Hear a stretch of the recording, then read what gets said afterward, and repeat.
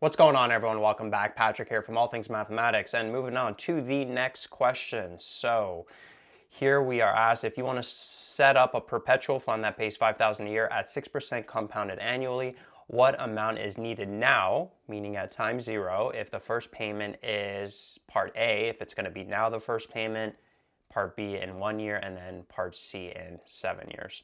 So perpetual fund, 5,000 a year, meaning that 5,000 a year is going to go on forever. It's just, when is it going to start? When's that first payment going to be? And we got 3 different scenarios here. Now, just in general, the present value of a perpetuity at time n is going to be equal to the cash flow that happens in one period, time n plus 1, divided by r.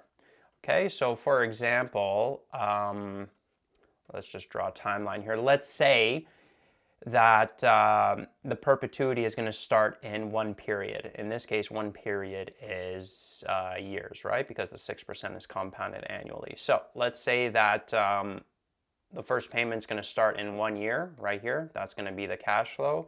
And then that's basically going to be in time 2, time 3, and that's going to keep going on forever, right? Until infinity.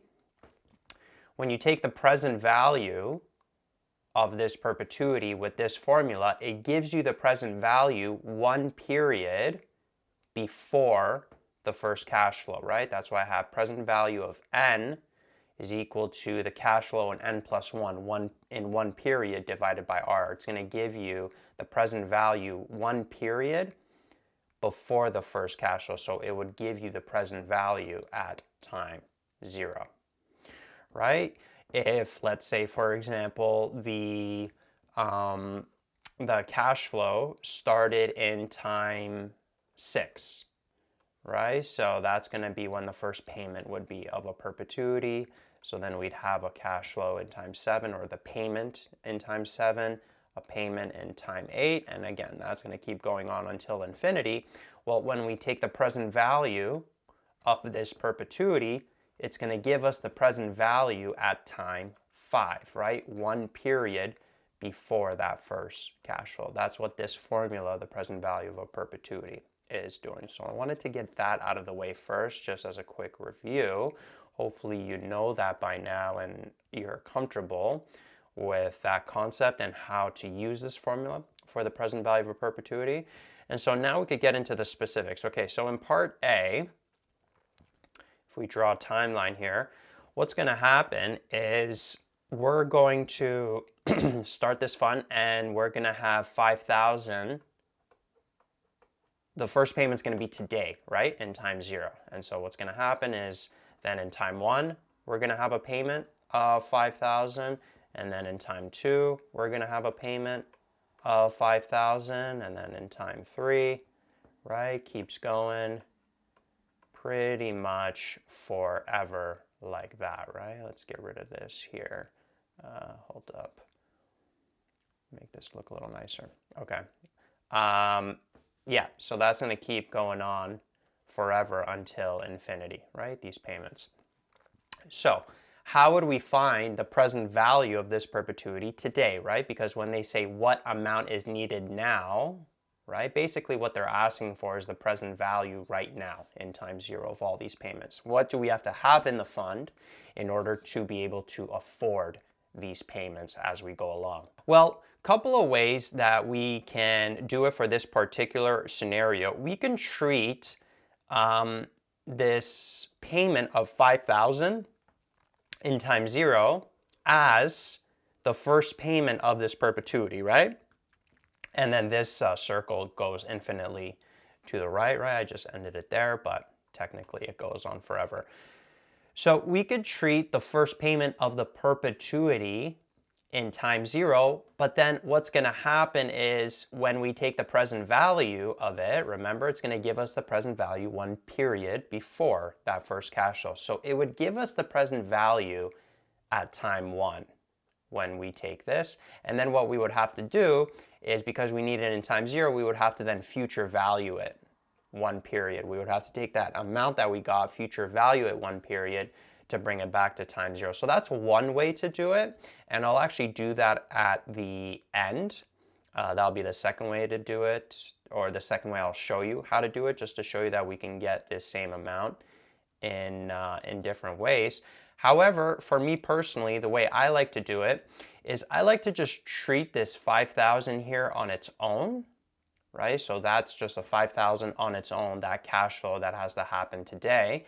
And then I say that, okay, and then the perpetuity is going to start in time 1. Quick little intermission here. I wanted to mention a few things and we'll get right back into the video. Number one, if you're watching this on YouTube, you can go to the description box and there's a link that will take you to my website, allthingsmathematics.com, and there you can find all of the videos organized by chapter, by section, and there's also tests that you could try at the end of each unit. Number two, if you feel like you need tutoring at any point, I'm tutoring students 7 days a week over Zoom, both high school and university students, one-on-one and in groups. My contact details are on the website. You could text me and we could book a session. And finally, if you feel like you're getting any value from this video, if you could please like the video and subscribe to the channel, hit me up on all my socials. It does help me out a lot. If you feel like any of your friends can benefit, feel free to forward the website to them as well. And back to the video we go. So this green here is going to be the perpetuity plus this payment that we're going to have today. And then I would just present value this perpetuity, and because this perpetuity, this in green,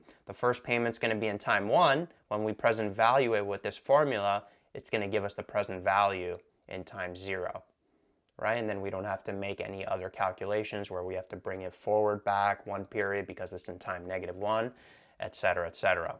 So personally, that's the way I prefer to do it, right? So what would happen is basically the present value of this entire fund would be the $5,000 that we need today, right? So we need that $5,000 today, plus we need these infinite payments of 5,000, or enough for these infinite payments of 5,000, and the first payment is in 1 period.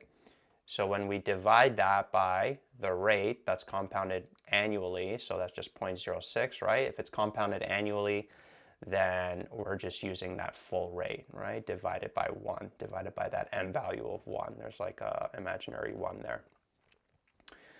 And yeah, that would be the answer right there. And when you do that calculation, you end up getting $88,333.33, right? So that's how much we need in the fund today if we're going to have a perpetual fund that pays $5,000 a year and the first payment is starting in time 0. Okay, so that's one way to find it out. Now, what about that second way that I first started talking about? So instead of splitting it up like the 5,000 today, and then we have this perpetuity that starts in time 1, and then we add them separately, what if we treat this whole thing as a perpetuity? Right? We just treat this whole thing as a perpetuity, and so the first payment's going to be in time 0, and so when we present value it with this formula, it's going to give us the present value at time -1. So we're going to say the present value at time -1 is going to be the 5,000 in time 0, which is 1 period from -1, right? 1 period ahead of -1 is time 0, divided by 0.06 like that. And when you do that calculation, you'd end up getting $83,333. So that's going to be the amount right here, right? $83,333.33. But now what we have to do, because that amount is in time -1, we have to take that and future value it by 1 period to get it to time 0.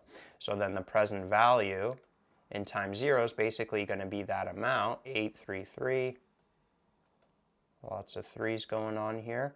And we're going to have to future value it, meaning multiply this by 1 plus 0.06, right? Bringing it 1 period to the future, and that would give you $88,333.33, which is the exact same amount when we did it the first way, right? When we separated this 5,000, and then when we treated that as a perpetuity that starts in 1 year, right? So whichever way you do it, your prof might show it in one of these 2 ways. There's no real other way to show it, I don't think. but sometimes people can get confused if they see one method and then maybe I do a different method. So I wanted to just show both methods and then see how we can come up to that same amount that we need. Moving on to part B, and actually from now I think part B and C are going to be easier than part A. I think part A, ironically enough, was the toughest one, and then these ones are going to be easier because there's not going to be too many calculations, especially part B. Part B we already partially did actually. So basically with part B, well, the first payment is going to be in 1 year, right? And then we're going to have 3, and then that's going to keep going on forever, and there's no other payment, right, in time 0 like there was in part A. Well, all we do with this one is we basically have one calculation to do. The perpetuity is starting in 1 period, and when we use this formula, it will give us the present value right away in time 0, and that's what we're looking for, the present value in time 0, right? So the present value in time 0 is simply going to be the 5,000 that's starting in 1 year divided by 0.06, and that's going to give us that $83,333.33. Right? So that's the amount that we are going to need today in the fund if the payments are going to start in 1 year. Another way we could have just done it, if you think about it, what present value did we get for part A? We got a present value, or we got that we need $88,333.33 in the fund, right? But that was with a payment that was due today in time 0. Well, if that payment is no longer there, right, that payment was in time 0, this amount was in time 0, so we could have just subtracted the 5,000 from that, because that wouldn't have no longer been a payment that was due, and that would also give us that $83,333, right? So we could have also did it like that, but I did want to show you the full calculation here, which was just this one calculation because the first payment was in 1 year. So when you did a present value, because this was an annual rate, gives you the present value 1 period before the first payment, and that was the $83,333.33. And then finally, part C, first payment is starting in time 7. Okay, so if we draw a timeline, so again, we're looking ultimately for PV0, but in this case, what's going to happen is the first payment's going to start in time 7. So we're going to have the 5,000 here, and then in time 8, right, in year 8, there's going to be 5,000, time 9, 5,000, and again, that's going to keep going on forever until infinity. Okay, so now notice that the perpetuity is starting, the first payment is starting at time 7. So when we plug it into this formula, where would it give us the present value 1 period before? So it's going to give us the present value in time 6, right? But we want the present value in time 0. They're asking how much is needed now in the fund, meaning at time 0, right? We're always looking for PV0 in all of these parts. So then the second part, or the second step, is we're going to have to take that present value, that amount in time 6, and then bring it back 6 years to time 0, but just as a single cash flow, right? So the first step, finding the present value at time 6, is going to be the cash flow in 1 period, which is at time 7 divided by 0.06. And we already know that that's going to be that $83,333.33, like that. And then what we have to do is we have to take that amount and bring it back to time 0. We just have to present value it. So basically the present value at time 0 is going to be the present value at time 6, or the value at time 6, so 83,333.33, and we have to bring that back 1 plus 0.06, or let's just write 1.06, let's just put them together, 6% compounded annually, and that has to come back 6 years, right? Present value that amount 6 years back. When you do that calculation, you end up with $58,746.33.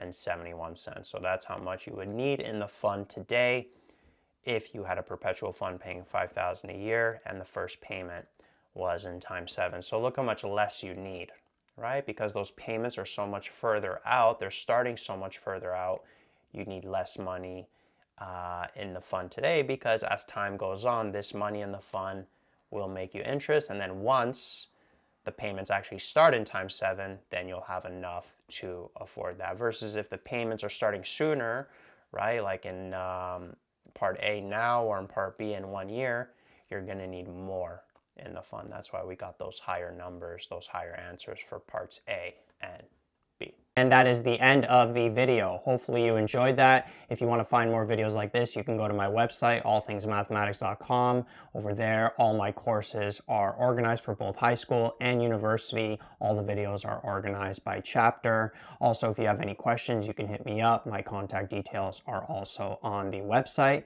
Enjoy your day, and I'll catch you in the next one. Peace out.